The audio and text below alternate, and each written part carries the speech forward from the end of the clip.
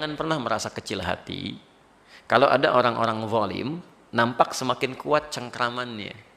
Ya, padahal mereka nggak pernah ibadah. Misal kok itu orang-orang nggak pernah ibadah kok bisnisnya kelihatan lancar, gitu kan? Oh, kemudian usahanya kayak begini dan sebagainya.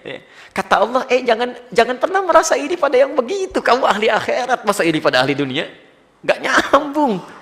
Jadi, kalau mau iri sama ahli akhirat lagi, ada anak 4 tahun, mata buta, bisa hafal Quran. Antum 40 tahun, mata melihat, nggak hafal Quran. Baru iri itu. Kenapa dia bisa, saya enggak? Itu ghibtah namanya. Ghibtah. Tapi kalau iri kepada sesuatu yang nggak ada bandingannya, wah itu nggak nyambung gitu. Ahli surga, masa iri pada orang yang belum jelas surganya? Ini kan? Ahli akhirat, ini kan? Maksudnya ahli akhirat, masa kita harus iri pada ahli dunia? Kata Allah, diberikan ketenangan dalam jiwa kita. Itu cuma urusan dunia. Begitu meninggal, dunianya nggak akan dibawa. Bekal akhirat itu bukan dunia. Bekal akhirat itu, mohon maaf, bekal akhirat itu adalah ibadah kita kepada Allah. Jadi kamu diberikan sedikit tidak sama dengan banyak seperti mereka, karena itu bekal kamu untuk ibadah. Itu poinnya, bukan untuk berlebihan dalam masalah dunia. Ya, hati-hati. Kalaupun diberikan lebih, itu pun untuk bekal ibadah juga, bukan untuk pamer. Ya, karena mungkin barangkali orang yang nggak punya harta lebih, dia sudah banyak tahajudnya. Saking jarang makan yang enak-enak, misalnya dia sering puasanya, malam-malam sering bangunnya, sedikit tidurnya, sedikit makannya. Lah kamu sedikit-sedikit makan, sedikit-sedikit tidur, gitu kan? Saya berikan harta lebih supaya dengan itu jadi bekal ibadah yang lain. Saingi mereka itu, keluarkan infaknya, sedekahnya, macam-macamnya. Jelas sampai sini? Nah mereka itu kata Allah, biarkan aja. Nanti karena banyak itu digunakan, nggak mau ibadah, harta digunakan untuk banyak maksiat, dosa yang terbanyak dikumpulkan dari situ.